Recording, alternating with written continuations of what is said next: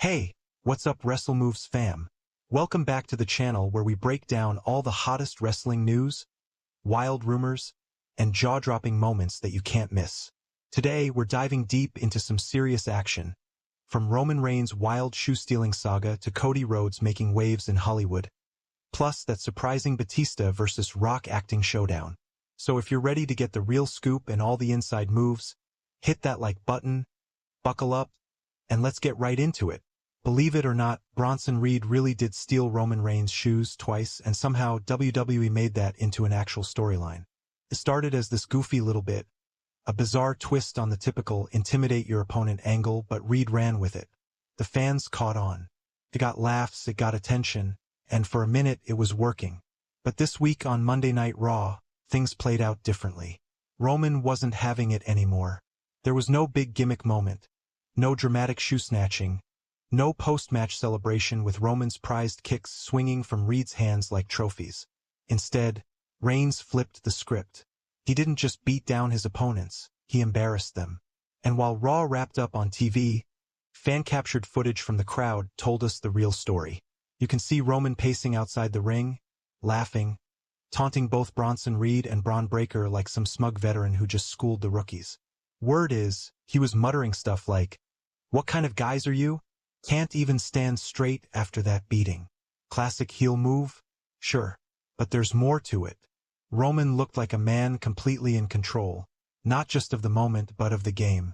And that moment, Reigns standing over two broken challengers, mocking them, might be hinting at something bigger.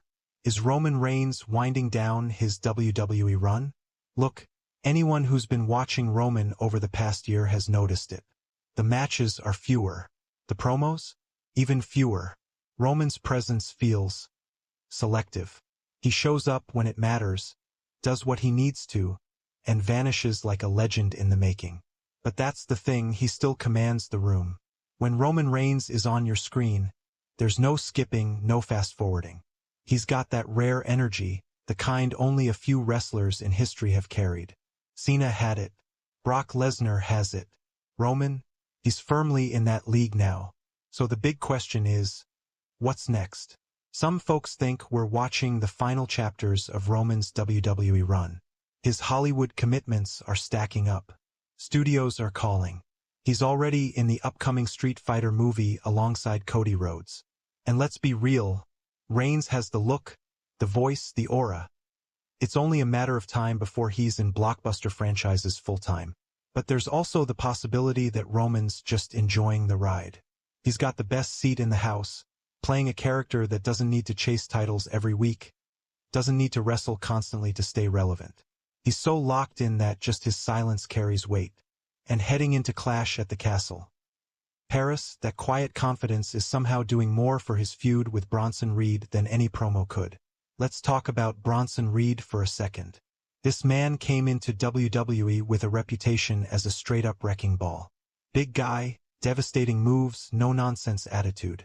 And then WWE threw in a curveball, he started stealing shoes. Sounds ridiculous, right? But here's the thing, it works. They gave him just the right amount of weird. Not so much that it undermines his power, but just enough to make him stick out. While everyone else is cutting the same cookie-cutter promos, Reed is out here joking about showies and sniffing Roman Reigns' boots. It's bizarre. It's hilarious. And weirdly enough, it's made him memorable. After Raw on WWE's Raw recap show, Reed laid it out plain. Roman Reigns is scared of me. He never faces me head-on. And then he topped it off with a cultural reference only an Aussie could pull off. He mentioned doing a showy, which is when you pour a drink into a shoe and chug it. But then, without missing a beat, he said Roman's shoes stank so bad, he wouldn't dare try it. It's over the top, but it got laughs, and more importantly, it got people talking. And here's the kicker, no one has kicked out of Reed's Tsunami finisher. Not once. That stat hasn't been blown up on commentary yet, but if WWE leans into it before Clash at the Castle, Reed could be heading into Paris looking like an actual threat. Not just a sideshow act. What makes this whole feud so interesting is that it doesn't rely on long promos or dramatic back and forths. It's weirdly simple. One guy steals shoes. The other wants revenge. But underneath it all is some seriously smart storytelling. Roman doesn't need to say much, his status does the talking. Bronson doesn't need to over-explain his character. The actions are enough. And together, they're building a match that's got stakes, swagger, and just enough silliness to keep it entertaining. So whether this is Roman Reigns' last ride, or just a pit stop on the way to WrestleMania 41, you can't deny the man knows how to make moments out of nothing, even if it's just about his damn shoes. And that, my friends, is WWE storytelling done right. Alright, let's talk about the big one. John Cena versus Logan Paul at Clash at the Castle, Paris. Now, early betting odds are leaning towards Cena, and yeah, that says a lot. WWE doesn't just throw odds like that around unless there's some real weight behind it. And when you step back and look at the bigger picture, it starts to make total sense. Cena's been in this slow burn farewell run for a while now. It's not some big last match announcement just yet, but you can feel it. The appearances are fewer. The moments are more emotional. You can tell the man is doing his lap around the bases. And let's be honest, WWE loves to send their legends off with one last major W, especially when it's on a global stage like this. Enter Logan Paul, the perfect dance partner for that kind of moment. He's the flashy outsider, the viral magnet, the guy who knows how to make noise even when he's losing. Logan can take a loss and spin it into a TikTok highlight. It doesn't hurt him. If anything, it just fuels his next ego-fueled promo. But, and this is important, don't sleep on the possibility of a shock twist. Logan Paul lives for viral moments. That's his bread and butter. Beating John Cena in an international PLE? That's not just a win, that's a headline. That's ESPN, Twitter, TikTok, YouTube, all lit up with Logan's smug face and a million reaction videos. So while the smart money might be on Cena walking out on top, WWE might just be tempted to pull the rug out and let Logan steal the spotlight one more time. Now let's pivot to something interesting that's been flying under the radar. John Cena posted a photo of Seth Rollins on Instagram recently. No caption, no explanation, just a picture. And if you've followed Cena's IG for a while, you know, he doesn't post anything by accident. Naturally, this set off a storm of fan theories. Is Cena planting the seeds for one last big feud? Could he be eyeing Seth's world title? Is he chasing that historic 18th championship reign, the one that would finally break Ric Flair's questionable record? It's a juicy idea, but let's be real, it feels like a stretch right now. Cena and Seth haven't had any real interactions lately. Their stories are on completely separate tracks. Seth's deep in his own path with the World Heavyweight title, and Cena's been working select appearances, mostly stepping in for big-name attraction matches. But with Cena, you can never fully count anything out. He's the kind of guy who can pivot on a dime, show up on Raw, and suddenly we're back in 2015 with a mic drop promo and a challenge laid down. If WWE did decide to pull the trigger on Cena versus Rollins for the 18th title, you can bet it'd be a blockbuster. Maybe something they hold until WrestleMania 41.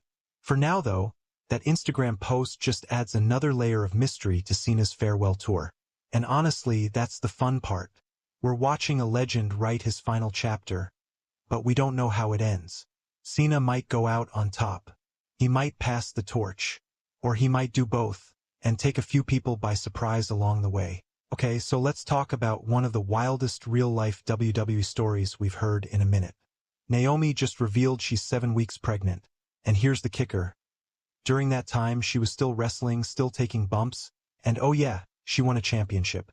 Let that sink in for a second. Naomi was out here defending her spot, pulling off her usual high-flying, athletic style, and even taking gold, all while unknowingly pregnant. That's absolutely insane, and somehow completely on brand for how tough and underrated Naomi's been her entire career. The moment the news dropped, the internet exploded. Twitter, Reddit, Instagram, it was all over the place. Some people were shocked. Others were concerned. And of course, this being the internet, the jokes rolled in almost immediately. You had folks making wild, dark-humored comments like, "That baby's gonna come out doing a split-legged moonsault." Or, "Hope it didn't get a squashed head from that ladder bump." Yeah, it's messed up, but that's how the internet reacts to anything remotely wild in wrestling. But here's the real story. Naomi's fine. The baby's healthy. Everything's cool. And more than anything, This moment just adds to her legacy. She might honestly be the first woman in WWE history to win a championship while pregnant, at least publicly confirmed. That's legendary behavior. No big hype, no over-the-top reveal, just Naomi doing what she's always done. Showing up, showing out, and making history without even trying. And the best part? She didn't even know. It wasn't some planned storyline. It was real life happening in real time, and that's what makes it so raw, so honest, and honestly so damn impressive. Now, of course, she'll probably take some time off soon, but the way she's handled this with grace, confidence, and a sense of humor, just another reminder why Naomi's always been one of the most respected women in the game. Whether it's inside the ring, outside of it, or apparently in the middle of a surprise pregnancy, she keeps shining. Let's take a minute to talk about the crossover that's got both the wrestling world and the film industry buzzing. Cody Rhodes just teased his look for the upcoming Street Fighter movie, and by the looks of it, he's playing none other than Guile. Yeah, the iconic flat-top, American flag-tattooed, sonic boom-throwing fighter we all grew up with. And if that wasn't big enough news already, guess who else is locked in for the film? Roman Reigns. That's right, the tribal chief himself is stepping onto the big screen alongside the American Nightmare. Now, the roles haven't been fully confirmed, but the idea of these two WWE megastars sharing screen time in one of the most recognizable gaming franchises in the world? That's massive. This is the kind of move that tells you just how far WWE has come in crossing over into mainstream entertainment. Roman already dipped his toes in Hollywood with Fast and Furious, Hobbs and Shaw, but now this feels like the next level. And for Cody, who's been very open about building a brand beyond the ring, this could be a real launching pad. But what does this mean for WWE? Well, that's where things get interesting. The more Hollywood gets involved, the more fans start questioning how long guys like Roman and Cody are going to be full-time in the ring. If this movie takes off and if their performances get the attention we think they might, it's very possible WWE starts spacing out their appearances even more, especially for Roman, who's already in that part-time mode. Also, let's be honest, seeing Cody and Roman on screen together is going to reignite all that WrestleMania buzz. Whether it's a fight scene, a face-off, or even a tag team moment in the movie, it's just going to add more fuel to the fire for a future WWE rematch.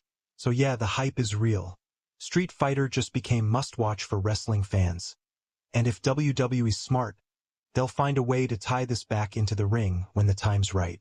Now, let's talk about Brock Lesnar, or should we say, the nuclear option WWE only brings out when it really matters. Since wrapping up his trilogy with Cody Rhodes, Brock has been noticeably absent. No surprise appearances. No promos. No teases. And most importantly, he's not booked for Clash at the Castle, Paris. And honestly, that's probably by design. WWE seems to be shifting its strategy with Brock. Instead of running him into weekly programs and burning out the crowd with overuse, they're keeping him in their back pocket, treating him like an event, not a regular roster guy. Think about it. When Brock shows up, everything stops. The atmosphere changes. Whether you love him or hate him, you pay attention. That kind of star power only works when it's rare, and WWE knows it. Plus, keeping him off TV avoids any unnecessary controversy.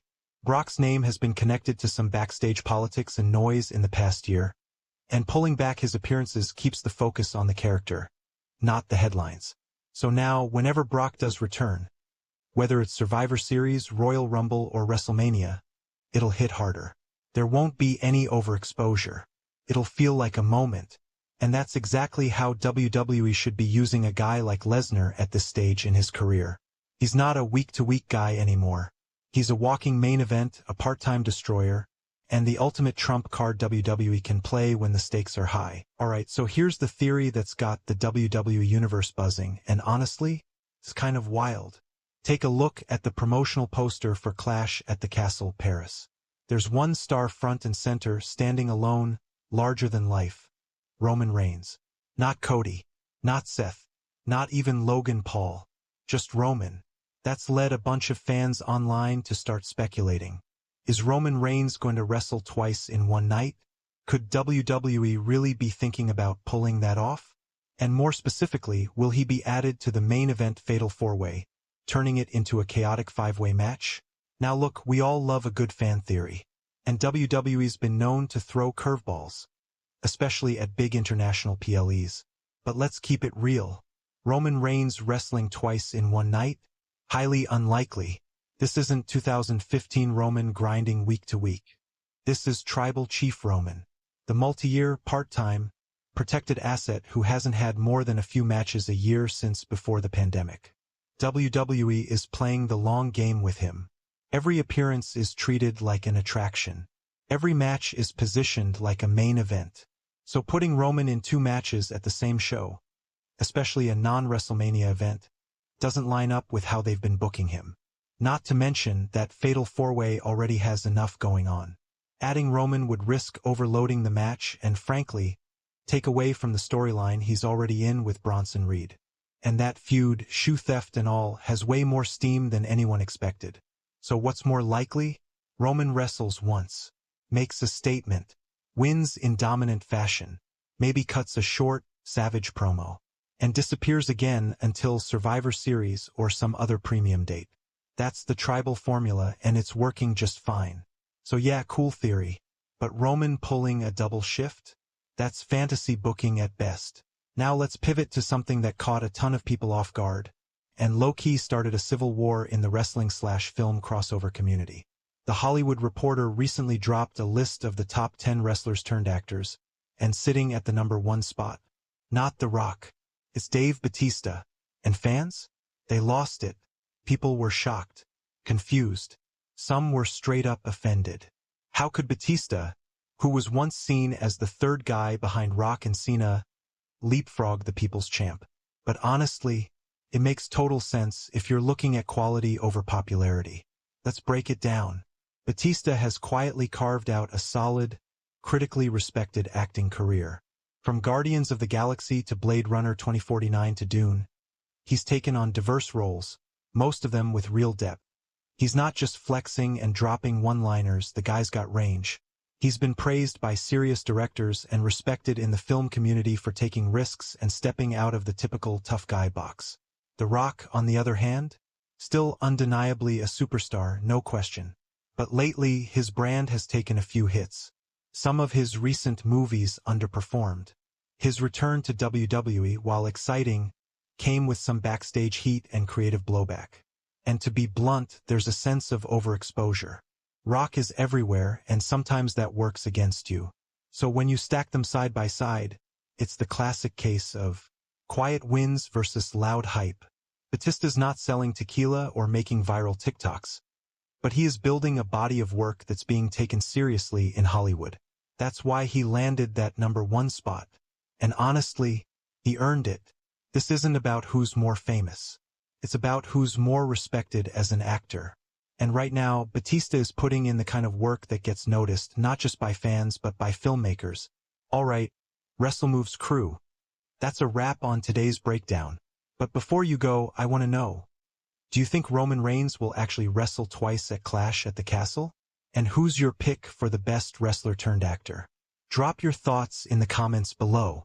If you're new here, don't forget to smash that subscribe button and turn on notifications so you never miss out on the hottest wrestling content. Thanks for watching. Keep those pop cans cold and the chants loud. Catch you next time on Wrestle Moves.